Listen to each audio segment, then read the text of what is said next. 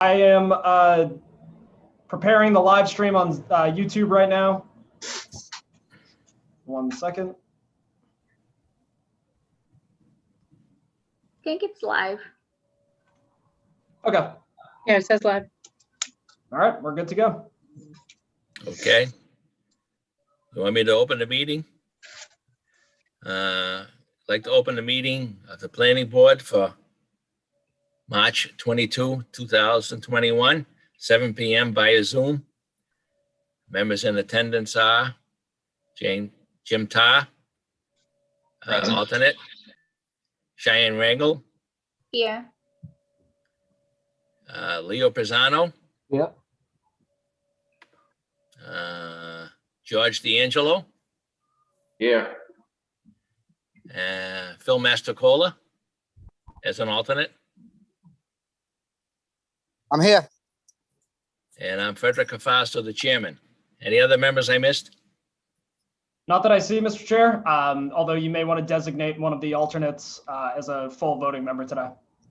All right, James Tarr will be our voting member tonight, please.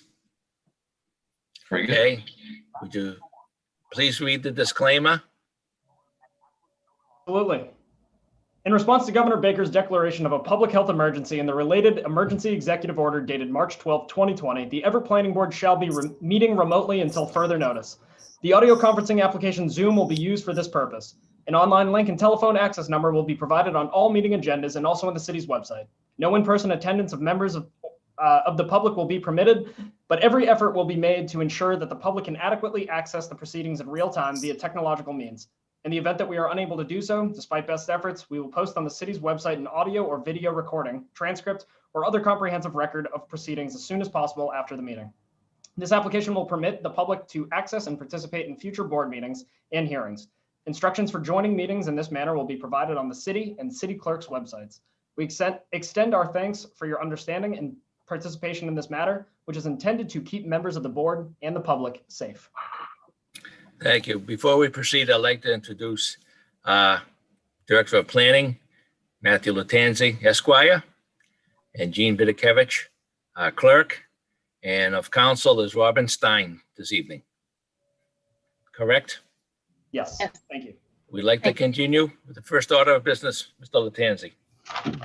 First order of business, Mr. Chair, is old business. This is item number 1, site plan review for 2nd and Vine Street. This is a proposal to demolish the existing structures on the premises located at 12 and 24 Vine Street and 337 to 349 2nd Street, Everett, Mass, to construct a new 6-story building with 320 residential units, of which 16 units are proposed to be affordable, with approximately 4,000 square feet of ground floor retail space, along with a parking garage. The premises is bounded by 2nd Street, Boston Street, Vine Street, and 3rd Street, and is designated by the Assessor's Department as parcel numbers K05-000067, K05-000068, and K05-000176, and is located in the Commercial Triangle Economic Development District. This matter is continued from October 13th, 2020. And prior to this meeting, I will let the board know that the applicant had reached out requesting one more continuance until the April 12th, 2021 meeting. Thank you. Do we have a motion, please? Motion for continuance for 2nd and Vine until April 12th, 2021, 7 o'clock via Zoom. Do we have a second, please? Second emotion. Seconded by Cheyenne Rangel. Roll call vote, please. Leo Pisano, Yes. Cheyenne Rangel, Yes. George D'Angelo, Yes. James Tarr, Yes. and Chairman Cafasso. Yes. Motion has been continued. Next order, please. Next order of business, Mr. Chair, is item number 2 under old business. This is a site plan review and special permit for 319 Broadway. This is a proposal to raise an existing single-family dwelling with large detached garage and construct a 5-story residential building consisting of 21 bedroom units, 3 of which will be designated as affordable units. The area of the subject lot is 7,180 square feet and is designated as assessor's parcel number K0-000107. This matter was continued from March 8th, 2021. However, a public hearing was not opened at that point, so this is the first public hearing. Thank you. Are the proponents here? Yes, good evening, Mr. Chairman, members of the board. My name is Attorney Paul Delory. I'm representing the applicant tonight. I'm sorry, I'm getting an echo. Are you people picking up an echo here? Yes. Yes, we are. Hold on one second.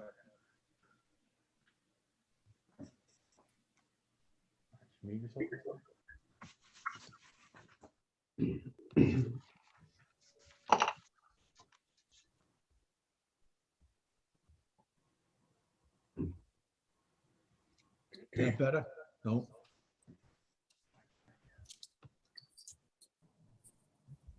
If Andrew Delory has his speakers on, maybe turn those off. I did. Yeah, he did, but we're still getting the echo, Matt. Mm. I'll just move away. I'll just move away.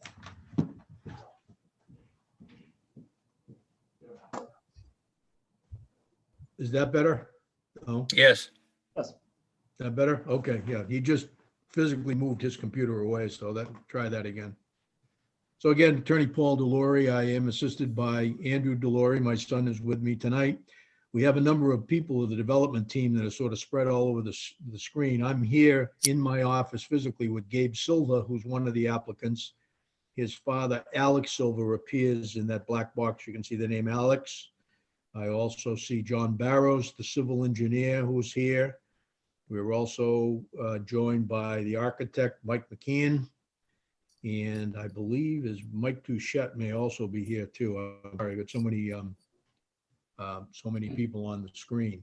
So let me give you a little bit of background. I know that these have been submitted for a while. You've probably had time to look at them, but what my clients are proposing is to raise the existing building there, which was originally a funeral home and was a funeral home for many years until it was relocated to Main Street. The house is, needless to say, in very, very poor condition. It's in a state where it'd be condemned. It's a house that is located on the lot, on a 7,180 square foot lot that fronts on Broadway.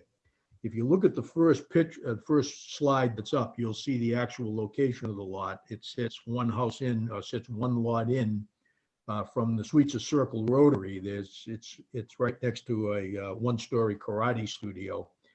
You can see that it's a long, narrow lot that's pointed in the rear.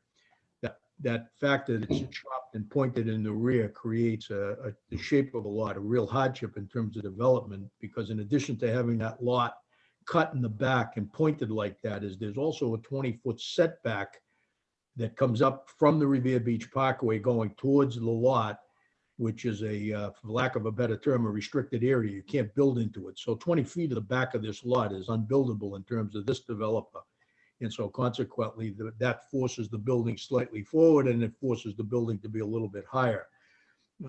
What the applicants are proposing is a 5-story building, which will contain 20 one-bedroom units. There'll be approximately 700 square feet each. There'll be 5 units per floor. And if you take a look at this particular rendering, you can see the building here, but that's just a little bit ahead of where I am, Andrew. Just back up for a second. If I can look at the next slide is C4, you'll get a picture of the existing right now structure. There's the house in front, and then behind it is the detached garage where they usually keep their funeral vehicles. Okay, that whole site will be raised and cleaned and taken out, and then the building will be built there. If I can go to the next slide, C4. This is a little bit of a different view of the building. I want to point out some of the issues, not some of the issues, but some of the unique things on this rendering. The green in front will be small green landscaped areas. Along both sides of the building, there's like a light colored brown that you can see. That's going to be also either landscaped or a crushed stone. And there'll be landscaping in the back in that brown area. What begins to be seen here is the parking spaces underneath. There'll be 6 parking spaces under the building. The 6th space will be a handicapped accessible space. And then if you look to the rear of the building, you'll see two buildings that will be outside the footprint of the building, space 7 and space 8. And if you can go to C6, Andrew, please. I just want to show you something under 7 and 8. If you now look at that space where 7 and 8 is, you'll see a green box is listed. That's the stormwater management drainage area. So those will be under the parking spaces 7 and 8. Those have all been accounted for in the stormwater management plan, which was submitted with this application. And again, this building is a podium style with the parking underneath. The access to the building, the ingress and the egress will all be from a front door on Broadway. That you'll enter the building through a door that is right now shown as a coiled garage door. And if you take a look at this slide that's up right now, and you look at the apron as you come in off Broadway, you can see that the door is recessed. It's actually back about 16 feet, maybe a little bit more than that. I'll ask Mr. McKeon to comment on that afterwards, but it is recessed in so that it doesn't abruptly face the front and very starkly. And we've gone back and forth on the type of door. There was some comments that they didn't care for the coiled door, and we're open to suggestions if they prefer to have another type of door of even less impact. But the idea of setting that back was, number one, for safety as you exit.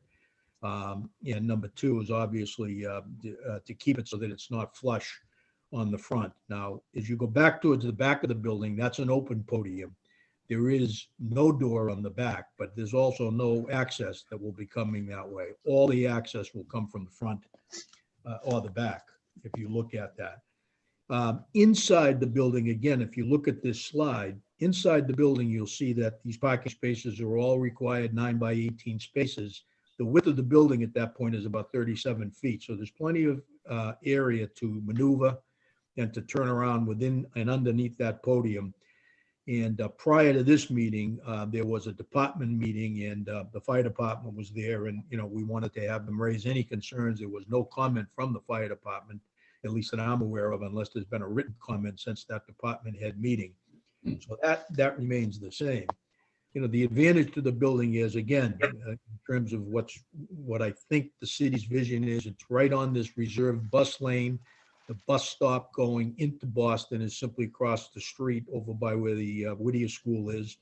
And again, the bus lane passes right, this reserved bus lane passes right in front of this building. The other point is that with the outside of the building itself, there's uplit lights. They'll have a very attractive effect on the building. There is some landscaping, as I said, that's provided. Snow removal would be done by the owner along the exterior walkways. There's not too much open space that snow is going to fall on, but in the areas that it's there, the building owner will do the snow removal himself. The units themselves will all be separately metered for gas and for electric. Again, I point out that I know one of the things that the board is always very concerned about, and that is venting. All of that venting will be towards the roof. The elevator override will be built in such a way that it won't show from the street itself. It'll be set back. Those problems, not problems, but those aspects have been addressed. The other thing is that I know that there is always a great concern to follow the building standards, which they have. The building does contain 20% masonry on the exterior portion. If I could have the next slide, Andrews, if you could get me to, this is one more after that, I think. This, well, go back one. That's a floor plan. That's a typical floor plan. There'll be the same floor plan throughout. You'll see there's 5 apartments per unit. The only units that will have any balcony will be that rear unit shown in this picture. It's a small balcony outside that overlooks the Revere Beach Parkway, but those are the only ones with balconies. All of the other units will be simply all self-contained. Obviously with the building in the shape that the present building is in, this will be a significant upgrade. And the exterior of the building, if I could see those slides, please. The exterior of the building is going to be a combination. You see the lighter brown will be the masonry on the building, which represents about 20% of the exterior skin. The rest of the building will be various paneling, and that, paneling, that type of paneling, or any metal and glass paneling. One of the dramatic features of the building is if you look at the lower picture on this slide, the front of the building is going to be all glass with a metal. It's really going to be a dramatic look as you come around the road. It'll be very, very attractive as you see that.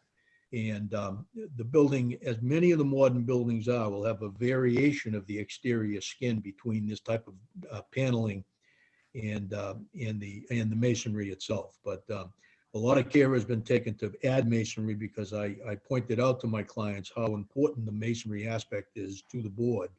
And that's one of the things that, that they've been very careful about. If you look through the garage area on that bottom slide where the podiums are, you can see a fence there. There's going to be a fence running all the way down that side of the building to screen any of the abutting houses, headlights from the vehicles entering and exiting, or any of the abutting houses. And that's, something that's been thought out and planned. One of the things I want to point out to the board is that if this site is a very difficult site in terms of trying to not just fit the building, but work with that clipped piece in the back and still observe the 20-foot buffer zone that's owned, I believe, by DCR, although there's been some question of who owns it, but it's clearly owned by a government entity. If you look at the building, the top part of the slide, you can see that's a photometric picture. On the right-hand side, as you look at it, is the karate studio. On the left-hand side of the photograph is a three-family house, which is next door, and then there's several three families down the line until you hit Gladstone Street. And that's the look of it. It's, like I say, it's very attractive. And let me go to the next slide. These are the various views of the building. Here's a rear view of the building that on the top slide. It is a little bit confusing. That is not a garage door that you're looking at in gray. It's simply shown. You'll look right through. That'll be open. There's no garage door there. And then again, you'll have your various elevations. You've got the east elevation, and then below you've got the, I believe that's the north elevation, looking down towards Boston. We'll go to the next slide here on that. And these, again, the photographs that you'll see here on the left, upper left, is a photometric plan, again, showing the surrounding buildings. And again, the next view to the right, where it says bird's eye view 3, that's a picture looking down Broadway towards Boston. And again, you see how the back of the building has had to be narrowed, almost pointed, to follow the lot. The building on the rendering on the lower left is the building as viewed from Boston going up Broadway, and you'll see the open podium parking.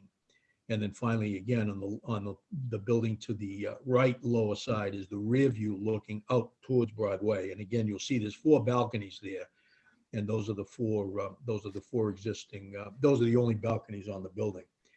Now, a couple of things just to point out is that a lot of care has been taken to combine and to comply as much as possible with Everett zoning, with the Everett zoning ordinance. The only variants that are required, one is parking, and the other is the FAR. The building, although it's 5 stories and would require a variance, because the variance is, the building code only, the building ordinance only allows 4 stories. Despite the fact that it's 5 stories, it's still less than 65 feet. So it still complies height-wise. It's just that the way the building has been configured, that's the extra story that way, and that's to allow the parking underneath. If you recall, there was a building on Broadway originally that was permitted, and then the owner went back in and he dropped the building, eliminated the parking. But I think that, the 8 spaces that are provided would be necessary. The applicant is also looking into whether or not they would do zip cars there as well in 1 or 2 of the spaces. So that I think is the principal points that I wanted to make to the board. I'd be happy to have, if you don't mind, if any of the rest of the team that is on wants to add anything, Mike or John. This is Michael McEwen. Can everyone hear me well? Yes. Excellent. Good evening, Mr. Chair and the board. I work for Dennis Myers, the architects, I don't and have a am sound. the architect for Gabriel Silva. Paul, you did a great job. There was a question regarding the access space to the coil door and entrance, vehicular entrance off of Broadway. Our desire was we set that door back 24 to 25 feet Oh, what's wrong? off of Broadway, such that if you had a larger vehicle, say a truck, a pickup truck, or a van of some kind, that you'd be able to pull the vehicle in, enter, hit an opener or key in a pad to open the door, and it wouldn't impact traffic on Broadway. That was our desire there.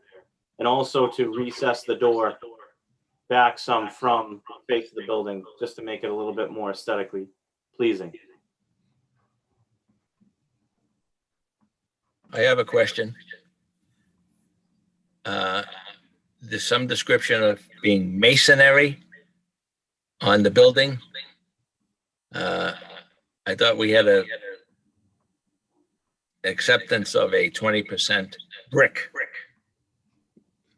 I think I'll let, Mr. Chairman, I'll let Mr. McKeon answer that, but that has been calculated. That light brown is masonry that amounts to 20%. But Mike, do you want to weigh in on that and answer that a little more fully? And that's correct, Mr. Chair. The masonry product is a brick veneer.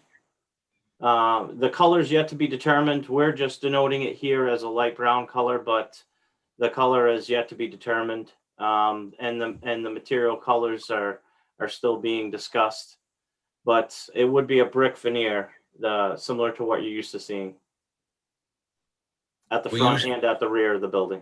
We're usually seeing full brick in our designs. It's a full size, sir. It's But 4 you said inch brick veneer, you know? Yes, it's just an industry term. It's full brick. It's the same product you're used to. Thank you. It's so to clarify, it's not buttered on product. It's not fake brick. It's real masonry material. Thank you. And You're welcome. could you, Mike, could you just also just expand a little bit on the various exterior beyond the brick? I know that it's a panelized system, but there's different materials. I think that I'd like to have you expand on that just a little bit to talk about. I know it's appearing in different colors on the renderings, but just what is the material that's made up of? Sure. The desire for the building is to be as energy sensitive as possible, to insulate the exterior of the building, to keep costs and resource use down. So as Paul had mentioned very appropriately, the corner facing Boston is meant to be very modern looking, elegant, to have some metal there that's intermingled with the glass so that corner stands out. In past meetings with the city, the term, a doorknob project, a project that has a very prominent physical appearance and elegant use of materials was noted. And we've tried to think about how this building will look during the day and also at night. We want to try to have clean lines and a really, dressed up aesthetic at the Broadway side, the most prominent visible side of the building. Elsewhere, we've sprinkled in panelized materials, and that could be a fiber cement product. There's also metals that look and function very well. There's also insulated panels and ceramic panels that have been used recently that look and function very, very well and stand the test of time. We haven't picked final materials as of yet, but the coloration, what we wanted to do was to break up the facade, and that was more so our exercise here, so that it gives the building character and it doesn't just seem like a uniform colored box. We wanted to address the different facades of the building differently, have some inclusion of brick at the front and the rear, and also have really durable materials in and around where the vehicles are going to process in and out of the building through the main entrance and the garage areas. Up above, we have a little bit lighter of a material, but we're vertically accentuating where you're going to process up and down in the building.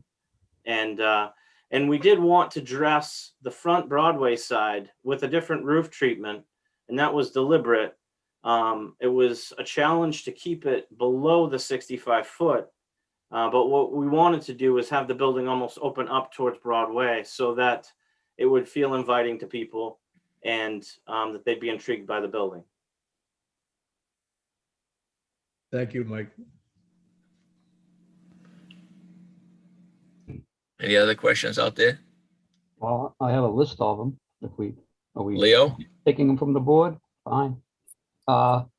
You're right, Mike. The Broadway elevation is very nice with the open look of those windows. The problem becomes right across the street, there's another project going on. And when that applicant came before us, it was, let's say, similar to this in respect that it just didn't fit in with my idea, and I'm only speaking for myself here, not the whole board, of the way buildings should look as other people drive into our city, being a gateway entrance. We spoke to that applicant, and through the conversation, he finally changed, and he put a great deal of brick into that building that he had not put previous. So he cooperated with the board's thought, and I think that building's going to look very nice. It's tucked in there. This building, first of all, I think it's 1 story too tall. It should only be 4. The rendering on your drawing, A701, shows a lot of the brown areas. And as far as I'm concerned, all those brown areas, meaning the reddish one and the light tan one, should all be brick. The elevation 1, where they have this raised towers, we'll call them pilasters, coming up along the elevation of the building, that all should be brick. All these buildings are coming up and they're using these systems, whether you want to call it an EFIS system, fiberglass panel, fiberboard panel, metal panel, and I'm going to want to know what every panel on this building is going to, the material is going to be, but it's just becoming flat, blasé looking buildings. There's just nothing to them. And not to say that brick enhances it, but I personally think it does. I think as you go up Broadway, we talk to all these applicants that are building buildings, and they're adding a lot more brick, particularly the one up next to the Pile Inn on the other side, next to it, the GTA's building. He conceded at the end to put a great deal of brick on the building. So the 20%, as the city's plan shows, the design guidelines, 20% is a minimum. And it gives the planning board, the flexibility to ask for more, which is what I'm going to ask for. And that all those elevations that you're showing right now, except for maybe that tan and the gray, should all be brick. And you can take that into consideration. And again, we're going to want to know what all these panels are going to be. Are you putting any EFIS on the building? You talk about trying to be energy saving. EFIS is just a cheap way of getting out of putting up a building. Doesn't help Everett at all. What goes on the roof? Let's talk about what your ventilation system. Clean looking building right now. How's this building vented? All the bathrooms, kitchens, everything. How is it vented? Is it vented out the side, out the roof? Going to want to know all that from your engineer. Mr. Pisano, Yes, please. can I address the brick comment just a bit and comment on a few of those things for the board? Yes, Mike, please. Thank you, sir. So I will say that we did look at other iterations of how we addressed where we placed the brick on the building. And with the builder at length. And there's one concern here that's very unique to this site that is a large challenge. And that's that on the two longest sides of the building, there are other lots that we don't have access to. And the front of the building being on Broadway, it only allows us, 50 foot of length to deal with. What the comment is that, we can alter the height and things, but it became really a difficulty to get the brick, to get a heavy masonry product up high and installed, especially on the long walls of the two sides of this building, just because then we're dealing with cranes, we're dealing with unique staging.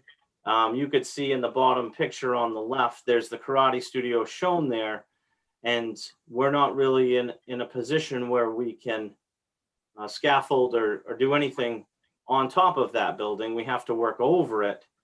And so that's why we focus the attention for the brick placement in the areas that we did, because it was something that we knew we could negotiate and not tie up traffic on Broadway, and would be easy for us to install, or I guess viable for us to install, I should say.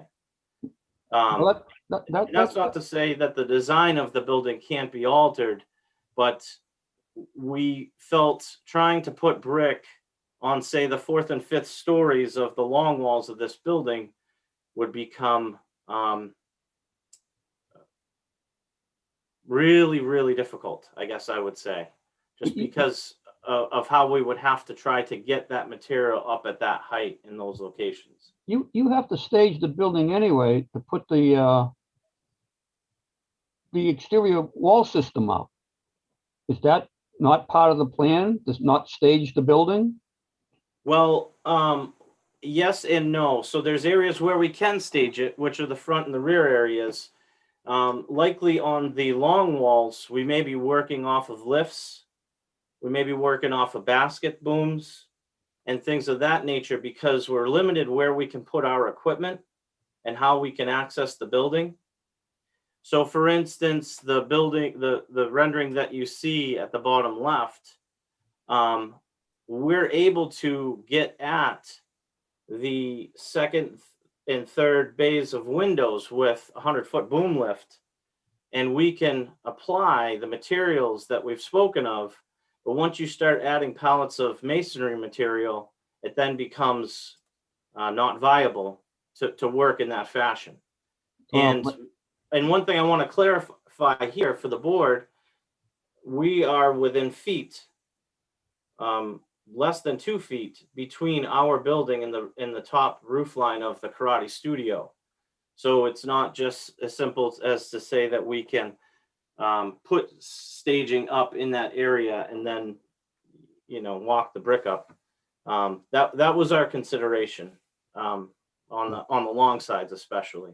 Well, we're going to have to look into that, because that's the most important, one of the most important elevations, because that's the one people see when they come into the city. I understand your problem, but then again, if you reduce it by a story, it's only one floor that you have to fight that problem with. It'd be the 4th floor. And yeah, it's going to be a little difficult, but that's construction. That's the way it goes. So we're going to have to add, I will be asking for that. The rest of the board might say they don't care, or they want to have their own rendering of how it should look. That's fine. But I'm going to sort of stick with that rendition that you lose a floor and you put brick where all that red shows. So You would also ask Mr. Pisano about the venting. We'd like not to see any side penetrations on this building and head straight up through the roof. We would like combined stacks so that none of that is visible, and we would take great care on the roof to hide all the mechanical units and really make that as least visible as possible. okay, so we're going to make sure that you have no side vents. Everything's internally exhausted out through the roof. Fine. Well, I don't have a lot to say about the building other than those few things. I just want to lose a story. I want those to be brick, as I mentioned. And as I want to know what materials you're using and where you're using them. Simply saying a panel system doesn't help me much. Fiber panel, metal panel, ether system, what kind of systems are you using? And I guess that's it. The fence, it calls for a wooden fence. I don't think that's practical. You might want to think about a PVC fence, something that's a little more durable. One thing I do want to point out, you have a, and this has to do with not so much us, but I think the variance for the parking, the narrative. And the narrative on page 3, matter of fact, the very last sentence, you refer to the fact that the prevailing vision of this board, and I don't know what board you're talking about, the planning board, relying on public transportation, commuting, and de-emphasizing automobile transportation. I think if you see this board's history of how we vote on a lot of things, particularly using 600 Broadway as an example, the board voted to make a recommendation to the ZBA not to grant the variance on the parking, simply because this new concept of these buildings being built with no parking is ridiculous. Now, that's, again, this board. Apparently the ZBA, and heaven knows why, thought it'd be easy to go ahead and say yes to that, which they did. And now you're gonna have 87 units or however many units up there with 100 and something cars and nowhere to park them, but they keep saying they got the MBTA. And I have to say, everybody doesn't work in Boston. No one walks out their front door and says, geez, I work in Boston, I'm gonna go that way. What do you do with all the people that work in Revere, up Route 1, 93, that have cars? And again, this is going to be the ZBA's problem, not this board anymore. It's been taken away from us because I just can't see it happening, but whatever. So Mr. Bazzano, can I just comment on that briefly? Yes, Mr. Delory, please. I don't mean to interrupt you, but I just want to. That's fine. No? I wrote the narrative, so I just want to be clear on this. I wasn't trying to suggest what your opinion was, but let me tell you that prior to coming to this board or the ZBA, there's a lot of meetings that went on any project with, at the time, going back, the building inspector at the time, God rest his soul, Tony Souza at the time. And the point I'm trying to make is that my sense clearly, not just on this project, but on most projects along the main corridors of the city, that at least it was the vision of those department heads who have a lot of influence in terms of how the city develops, is that they wanted to be on transit lines. They wanted to not force, but encourage people to take public transportation, to make use of the reserved bus lane. And that's why I wrote it the way it was. I mean, that was my impression. I know that you've been very consistent, that is not your position. So I'm not suggesting that's your position or really any other member of the board. I'm just telling you that in writing the narrative, it was my sense, my clear conclusion in all of these meetings that you have. Yes, we like this. Yes, this is good. Yes, this is right on the bus lane. Yes, we want to encourage public transportation. That's why I wrote it, not to suggest it was your opinion. No, and I agree with you, Mr. Delory. Even though I'm against these buildings with no parking, the use of the public transportation is absolutely imperative. Absolutely. But it becomes a case of, yes, they use the MBTA to go to work, but what do they do when they come home? I keep using the analogy. People are building these buildings for monks. Like, people don't have a life. They come home, they want to get in their car and they want to go somewhere. How do they get there? But they got to have a car. Yes, public transportation during the day is absolutely necessary and it should be encouraged. But also, in the same sense, you must have in your mind knowing these people have cars and we have nowhere to put them. In this city, because I'm on the traffic commission, the biggest problem we have is parking. And yet the buildings are going up with no parking. And where these people are going to go, well, everybody says the younger generations don't have cars. Well, very shortly, when that building comes up on next to the Pile Inn, we're going to see how many 18 units, how many people in there don't have cars or do, and where they're gonna put them. So in this sense, it doesn't become the planning board's problem anymore. It goes to the ZBA. And you shouldn't have a problem getting a variance for them for anything. So along those lines, I agree with you with the public transportation during the day. At night, people need cars. They can't get around. And earlier, Mr. O'Connor and I were talking, just kibitzing about traffic on a Saturday trying to get into the mall. It's absolutely brutal down there. I tried to go down Broadway today, beautiful day, and the traffic was backed up from 2nd Street all the way to Glendale Square almost. And just on a normal day, and now we're putting up more buildings, more cars. I don't know why, but not my problem. I'm on a board and I have to give you a fair shake. And if you're gonna put the building up, then it goes up. But in respect to the citizens of the city, I have to say, you should take this down 1 story and you should make it look much nicer. And the only way you can do that is add brick to it, since brick enhances all buildings. That's why architects love to find old schools, old public buildings and remodel them, because they're all made out of brick and they look beautiful. And when they're done over, they are beautiful. Well, And the old high school is a prime example. When they wanted to tear the back of it down, the people went crazy because it's all brick back there. Blank walls, but brick. So people love brick. And I want to see this city when people enter it from out of Sweetser Circle, they're going to look at 2 buildings on either side of them. The one on the left is automatically going to have a lot of brick, and this one is too, if I can help it. So just trying to make them look right for the citizens. So I really think that's all I got to say. I'm gonna just pass this off to the rest of the board members and let go me from there. let me say to you, Mr. Pisano, that the group will, the team here will revisit that, your comments. I've wrote them down. Thank you. Thank you.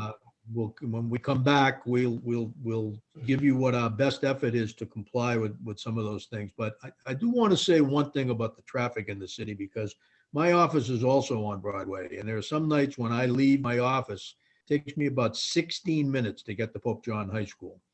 But I think one of the things that I think is causing a lot of the traffic problem in the city is not so much the volume, but the number of directional signals on Broadway. I mean, you've got directional signals that will only allow 2 or 3 cars to pass through the light before it turns yellow again.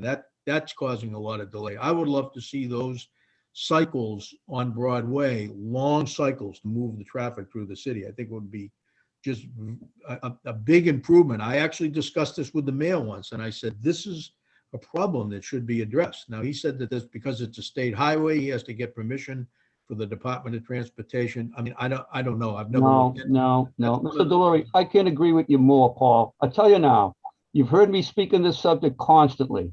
I've gone to the mayor's office. I made it today alone, as I was saying earlier, I couldn't get down Yep. 3 cycles of lights to go from Everett Square to 2nd Street because of the light that I have told the appropriate parties, I'm not going to name anybody, the appropriate parties, you have to fix that light. Why can't the city of Everett time those? And you're right, Mr. Delory. If someone got whatever on the ball and actually went down there and sat there like you and I have to in this traffic, did damn well sure make sure those lights got timed proper. And especially in front of your office, you sit there and no one even moves. It's so long out of 2nd Street. But anyway, you're right. So we've all made comments. I know other people have made comments. They fall on deaf ears because that's been like that now since they redid Broadway. They can't get their act together with the timing of the lights. So go from there. I'm not going to tie the board up all night with that. There are other people probably have comments. We'll take your comments back and review them. And we'll come back and hopefully we'll address these issues for you. Thank you. I'd appreciate it, Mr. Delory. Thank you. You're always a gentleman to deal with in these respects. Thank you. Any other board members have any questions, please? No.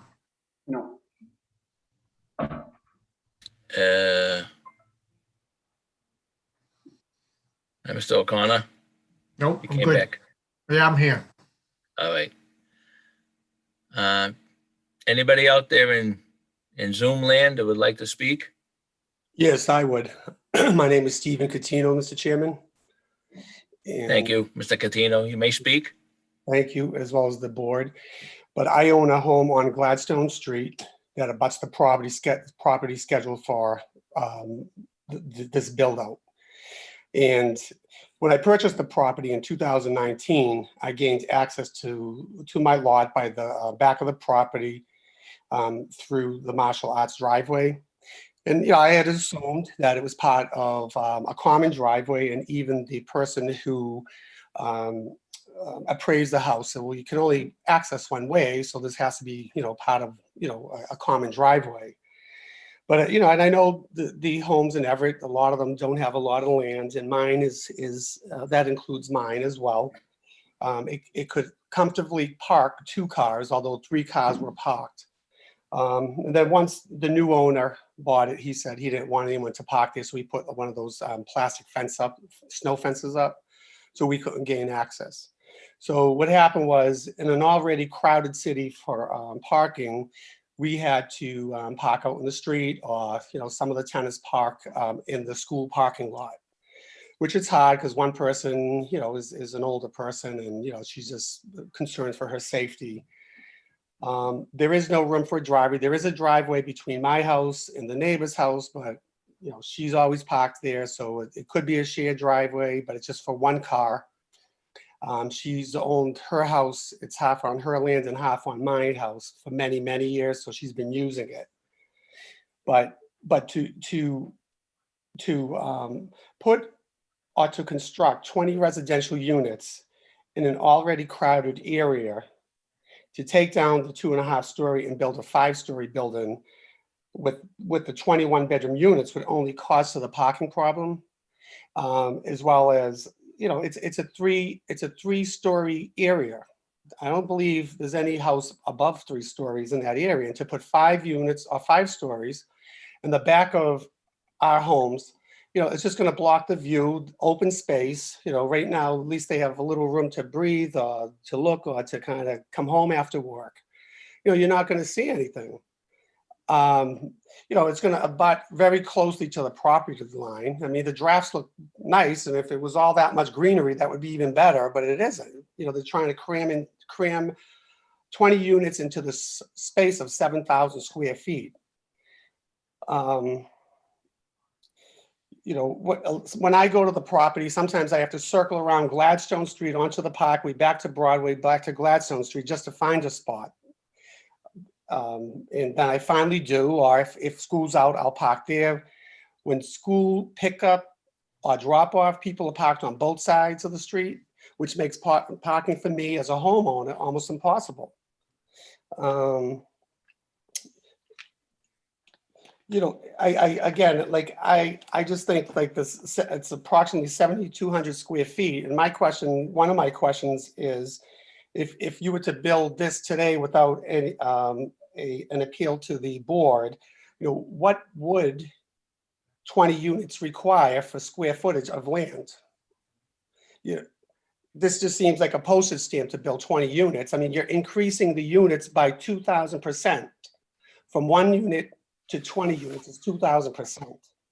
And again, I don't oppose the new owner to build or to build up. I mean, but that's just a lot of people, and, you know, in vehicles, you know, it's good to say, it's nice to say, and I agree with Mr. Pisano that people might not use cars as much, that people need cars. The board might, or the planning person might say that the younger people don't have as many cars, but I have a 3-family and I have 5 people with cars. You know, granted, you know, some people might take the public transportation, but all don't. And I agree that a lot of people's jobs aren't just in Boston, that they need to come out right on the street, Broadway, to take the bus to Boston, because that is not true. And everybody wants to go somewhere to relax during the weekend, and they do need a vehicle.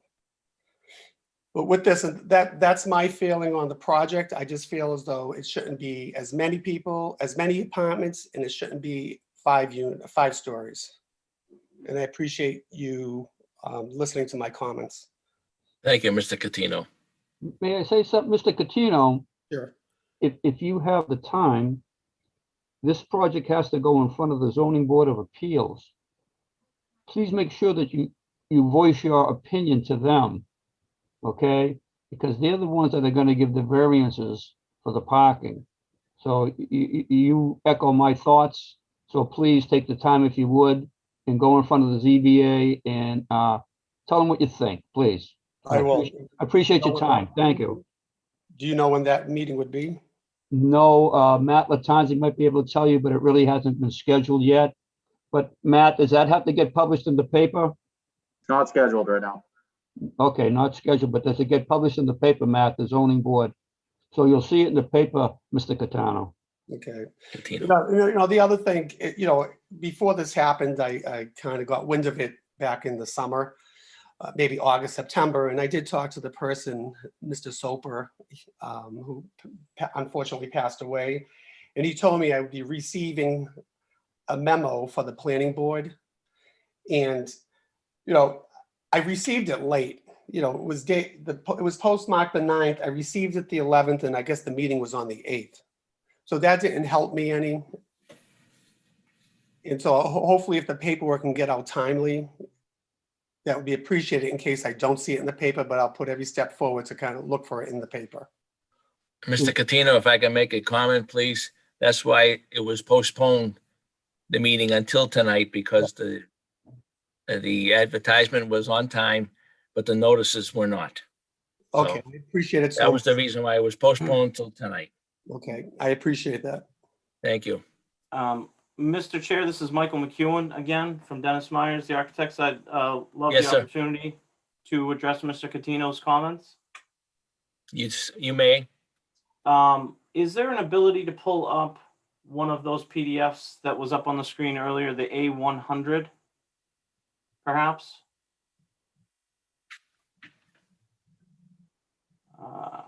Andrew, if that's you, I think it's the second or third sheet. And right there, and if you can zoom in to Mr. Catino's property,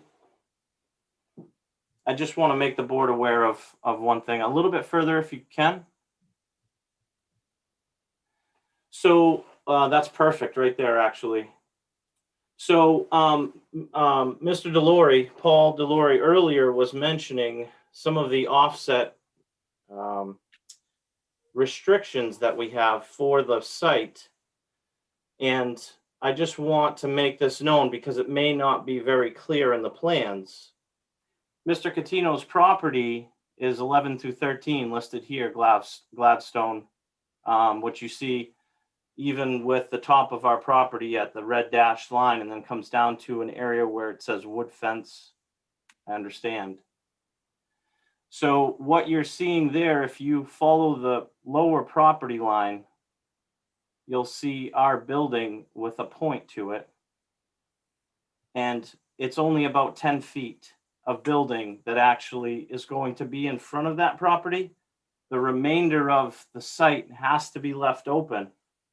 And that view will continue to be there because we're not able to build in that area.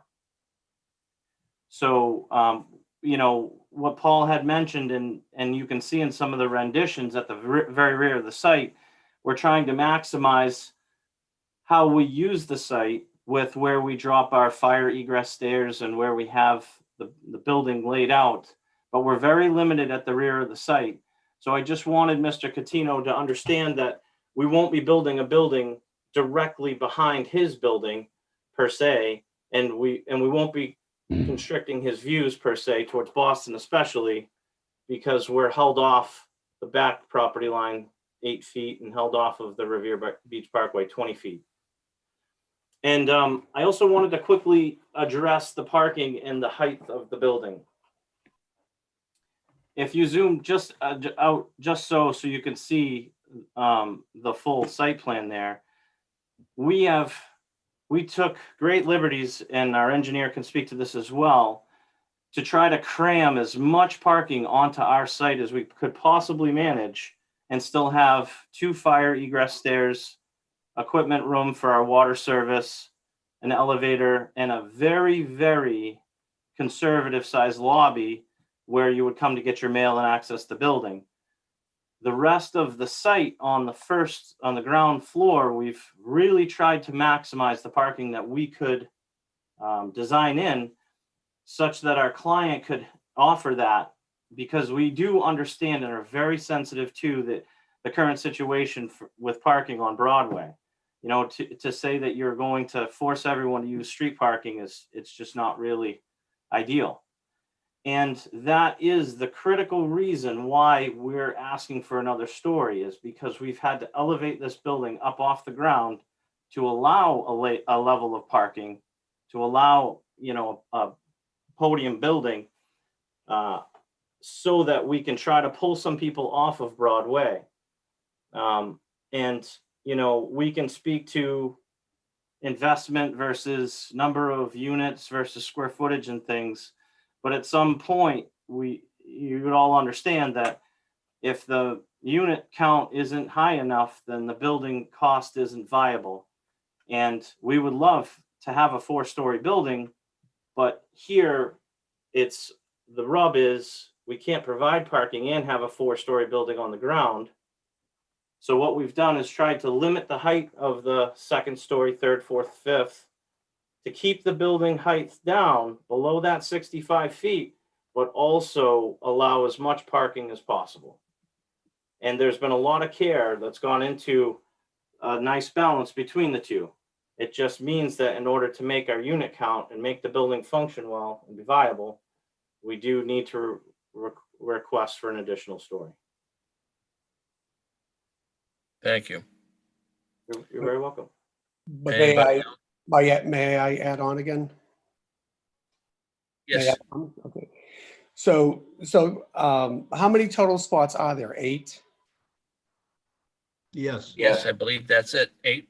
But 8. still, I mean, I say, and I have other property around, you know, Malden and all that, and, you know, each town, you know, they, for parking, when you want to do something, add more units, they're all different, but, you know, for someone to buy a 1-family house and want to put 20 units in there where everyone else has 3 families, I just think that was a stretch to begin with. But 8 spots still isn't enough for a 20-unit building. You know, I mean, I know everyone doesn't have cars, but a lot of people will. And when they have company and guests, that even adds more to the area. We're only fortunate that right now, at times, we can use the school parking lot to address the parking needs during off-school times, weekends, but that doesn't happen all the time. Sometimes, you know, I don't know if they give tickets, but I know they do give tickets if you parked on the street overnight. But again, you know, it's just my concern, and you know, I just think 20 units for the area is a lot. Thank you, Mr. Catino. Thanks. Anyone else out there, please?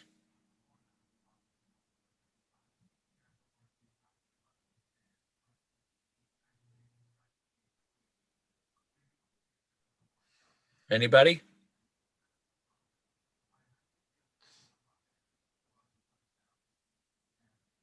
Sure, I Have we see no lost one in the audio? chat. Can I just clarify? This is Robin Stein from KP Law. Yes, Current application is just for site plan approval. You're going to be filing for the IZ permit, special permit later, correct? Yes, correct. That's correct. Yes. Thank you. Yes. Thank you. Robin, sorry, I take my mask off for a second. It's our intent, we almost have the IZ completed.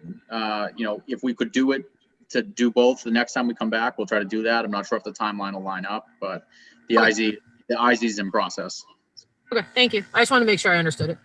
And may I ask, what will the special permit, Matt, be for? You're on mute, Matt. That was my fault. It should just read site plan review. I was under the impression that the special permit for IZ would be in, but I was wrong. Right. That's in process, Matt. But they are going to come back for a special permit for what? IZ, Leo, just for inclusionary zoning special permit. Okay, IZ, okay, I want to make sure. Yeah. I mean, I want, Three of the I know what IZ means, I just want the rest of the Yeah. board members to hear that that's what it's for. Okay. So I thank know, you know, I just thought maybe members of the public I wouldn't, so appreciate it, Robin, thank you. No, I didn't thank want you. to speak in shorthand for their sake. thank you. Shorthand was good. Anybody else out there that would like to speak? This is a public hearing. So I'm going to ask 3 times if anybody would like to speak.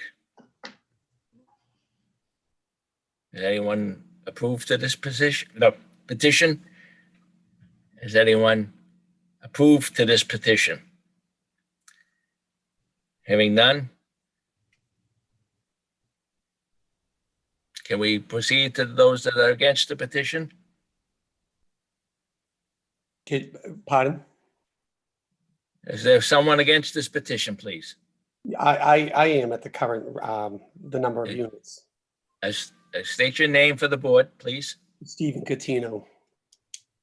Thank you, Mr. Catino. Anyone else that is against this petition? Anyone else that is against this petition? Hearing none, I deem that that part is closed for this evening.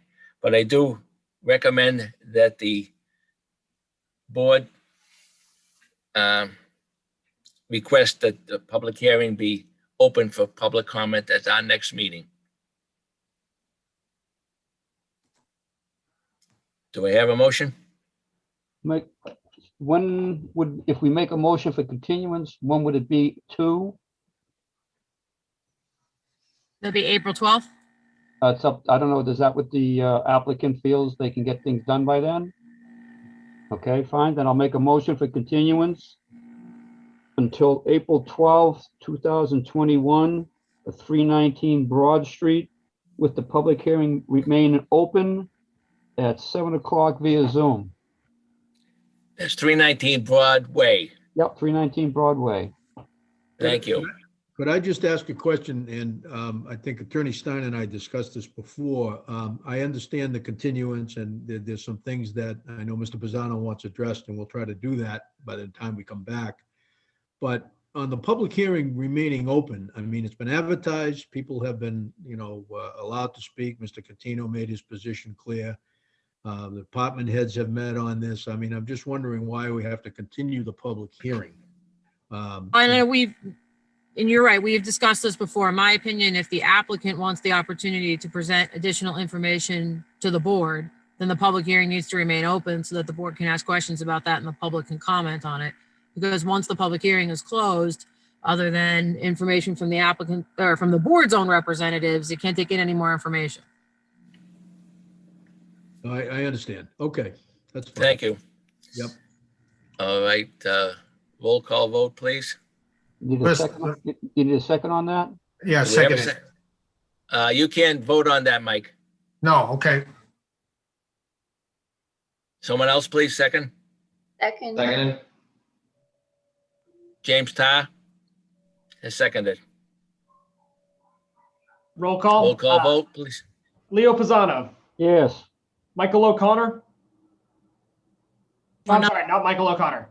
Leo Pisano, Yes. Cheyenne Rangel, Yes. George D'Angelo, Yes. James Tarr, Yes. and Chairman Cafaso. Yes. It has been continued to our next meeting on April 12th. Thank you. Thank you. Thank you, Mr. Chairman, the board. Thank you. Thank Thank you. you, Mr. Delory and Mr. Delory. Squared. Thank you, Mr. I know the Chairman. feeling, Paul. I know the feeling.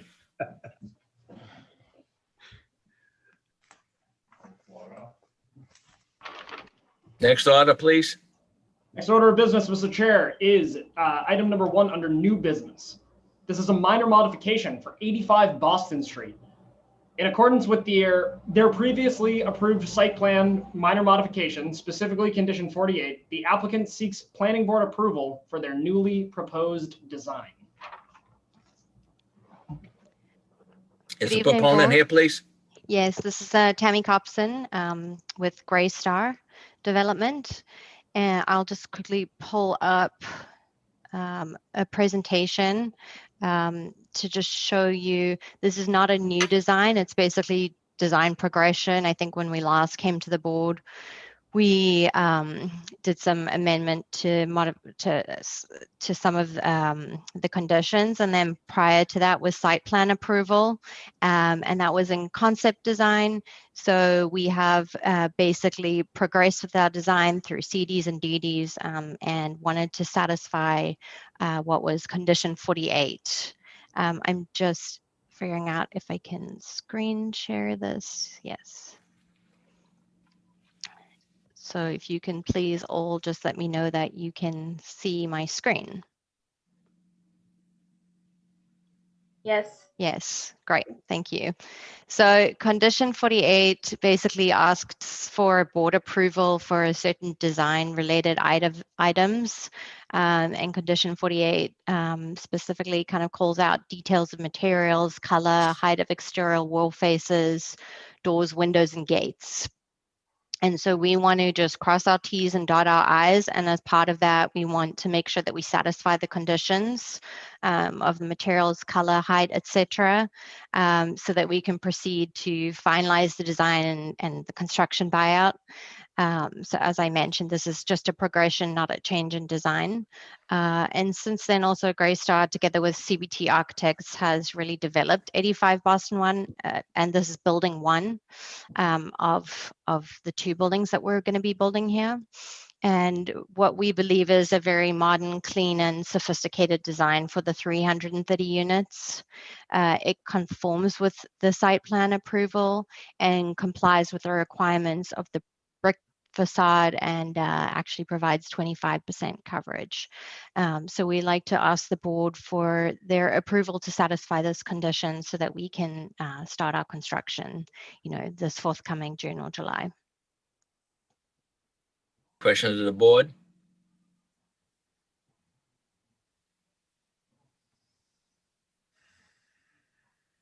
The board hear me? Yeah, we hear you. Yeah, I hear you, Fred. Okay. Just, we approved this design of those straps looking on the building. Yes. This was as of August 2020. Okay. Fine, then I guess if we did, and I'll have to look for that. I'll make a motion for favorable action on 85 Boston Street for minor modifications.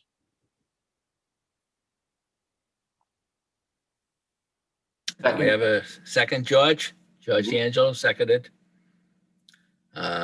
Motion made and seconded for minor modification for 85 Boston Street. Roll call vote, please. Leo Pisano, Yes. Cheyenne Rangel, Yes. George D'Angelo, Yes.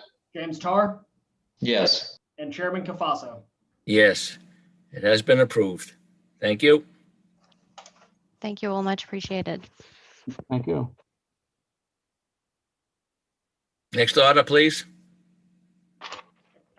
Next order, Mr. Chair, is the approval of the meeting minutes from October 26, 2020.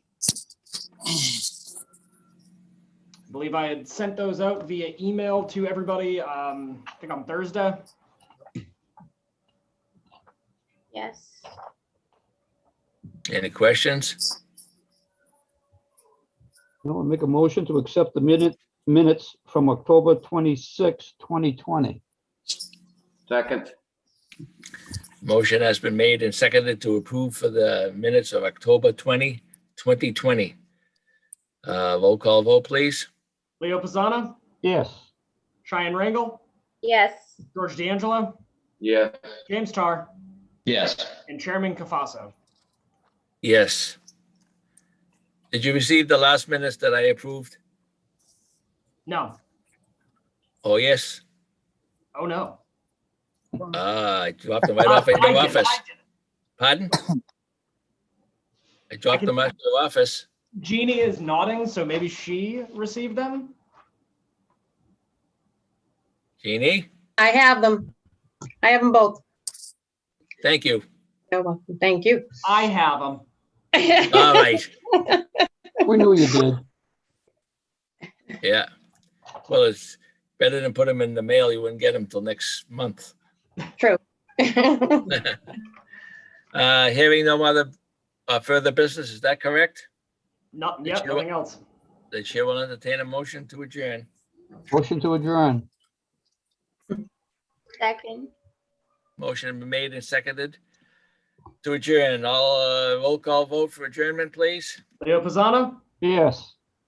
Cheyenne Rangle, Yes. George D'Angelo, Yes. James Tar, Yes. and Chairman Cafaso. Yes. Mr. O'Connor, you weren't involved tonight because you weren't there at the opening of the meeting. No, I understand. Okay, I'm sorry. We do close, this meeting is closed. Thank you. Good night, all. Good night, everyone. Bye. Fred, Aye. hang on a second.